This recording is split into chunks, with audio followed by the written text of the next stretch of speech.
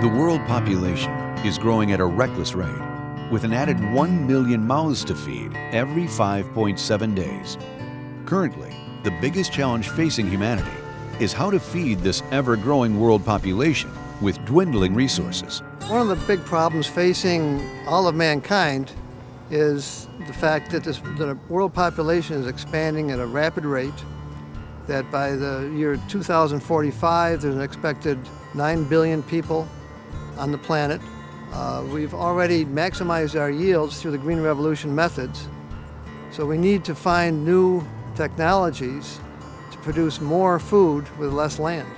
The most obvious problem would be the real estate problem, with more and more farmland being taken out of production in order to make room for housing for an increasing population. And not only that, but increasing the production of the existing farmland that isn't being taken out of production without destroying the environment in the process in order to feed these new mouths that are coming on. In addition, extreme weather is increasingly becoming the norm, with drought, flooding, high winds, and unseasonable temperatures all taking their toll on agriculture.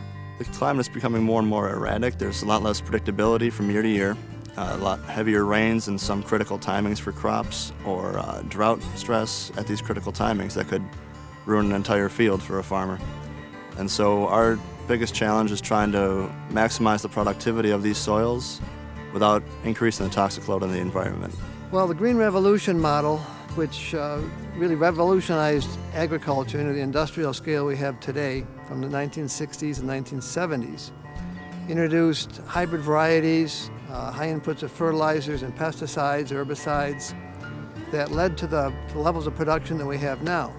Unfortunately, it came at a high cost in terms of reduction in soil fertility and structure, environmental degradation, and a decrease in the quality of our food. So we introduced technology that increases soil fertility, that allows a farmer to reduce his footprint on the environment and to produce higher quality food. For more than 23 years, Biotech Incorporated has been sourcing and supplying innovative products and production systems that increase agricultural productivity and quality while reducing the toxic load on the environment. We source innovative products, inputs for fertility and for pest control into the agriculture industry. We market our products worldwide. Our technology allows farmers to use 25 to 50% less fertilizer than standard recommendations, and to reduce pesticides such that there's less runoff into the wetlands and streams and rivers, less pollution of groundwaters, and less toxic load on the environment. Farmers are continually faced with rising costs, and our technology allows the farmer to reduce costs and increase productivity, and therefore the bottom line. Combining the best components from both organic and conventional farming methods, Biotech brings an integrated approach to the farmer. We look at soil health as the most important factor in agriculture. And if the soil is healthy, the crops will be healthy, they'll be productive, and the farm will be more profitable. Soil health is composed of three major factors. One is soil structure and the physical characteristics of the soil. The other is the chemical makeup of the soil.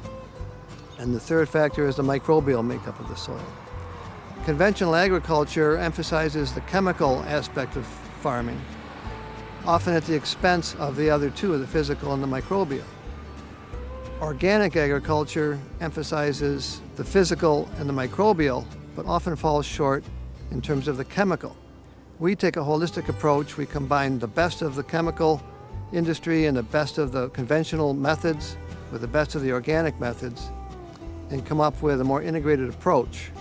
With these methods, farmers can increase the natural fertility of their soils while reducing input costs, reducing runoff of fertilizers and pesticides, and increasing their bottom line. We introduce products that are sometimes a little bit off the mainstream. We have a biostimulant called Vitazyme, which is a very effective product that's used here on this farm to increase apple production, and it works on all crops. It allows the farmer to use less fertilizer, to make more efficient use of the fertilizers that are used. and increase productivity and the bottom line.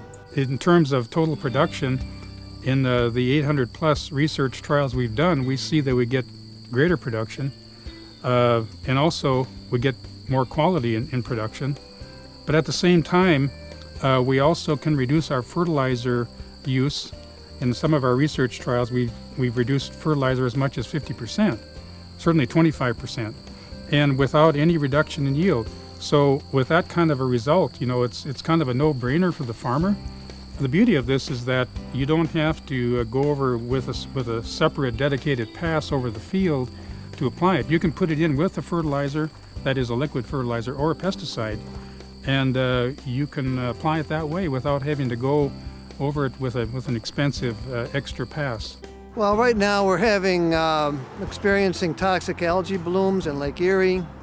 Every summer there's a vast dead zone off the Gulf of Mexico from runoff in the Mississippi from all the fertilizers and pesticides that are washed into the Mississippi Basin.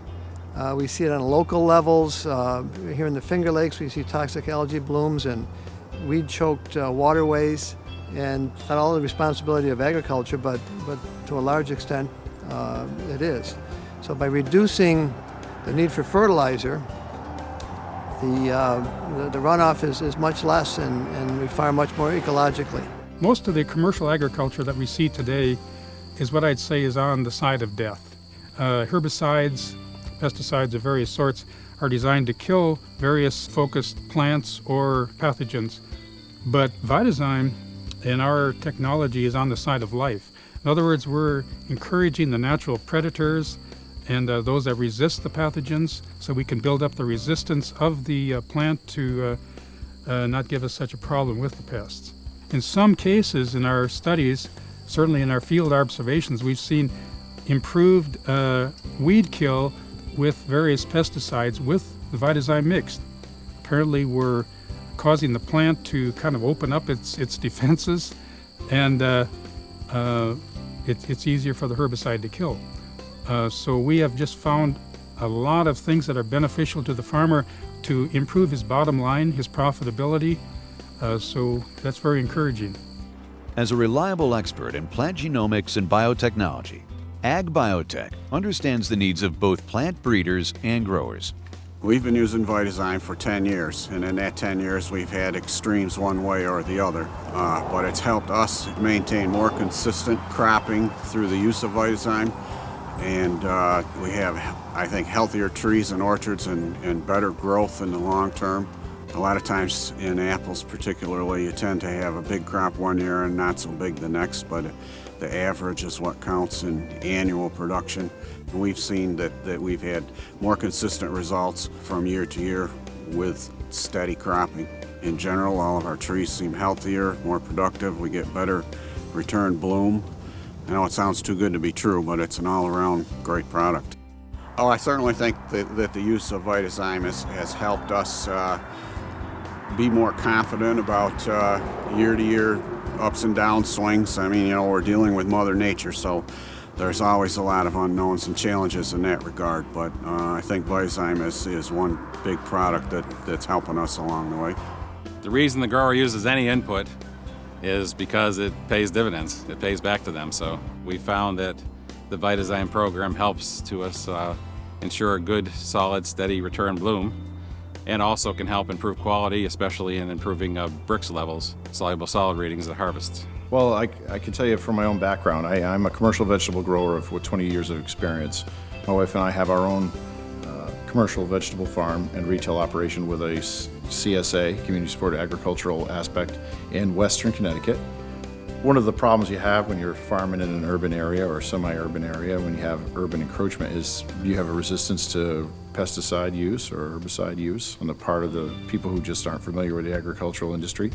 So in efforts to provide other alternative solutions to the problems facing producers, we've come up with this more efficient magnesium source that can help a number of ways, help a plant to be more healthy, more productive, and more efficient.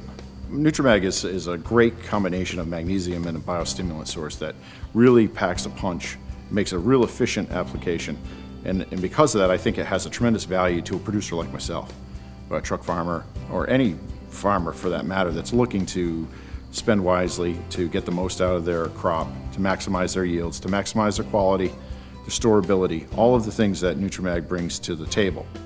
Well, it's about 4 years now we've been working with this proprietary magnesium source.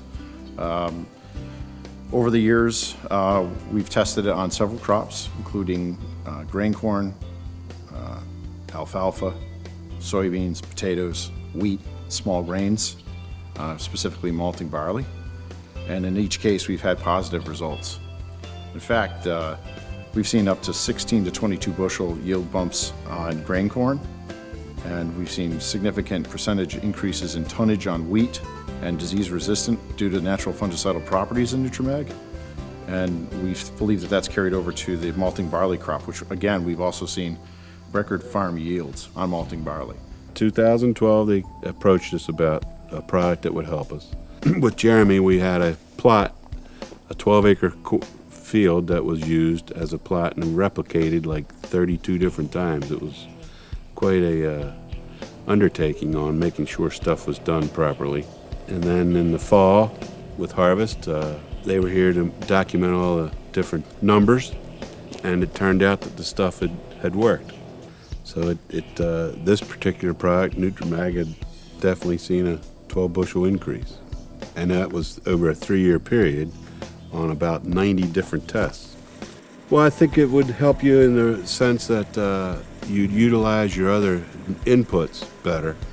Because down the road, I think we're going to see more of a regulation on how much phosphorus, potash, nitrogen you can put on.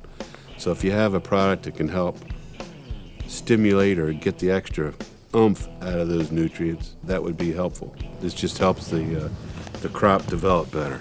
The results on this particular farm are they're not exclusive to this farm. We've seen this everywhere. We've seen all over the Caribbean basin, Haiti, Guatemala, Mexico, Cuba, and we've grown all sorts of crops there, from sugarcane to coffee to rice production increased in Haiti as well as Africa. We've been to Kenya with it. We've been all over Europe with it, Australia, and so I get to see it work all over the world, and I get to see the end results for so many different people across so many different cultures, and the reaction is always the same. They're always happy at the end of it. This direction of agriculture is critical for the future of the human species.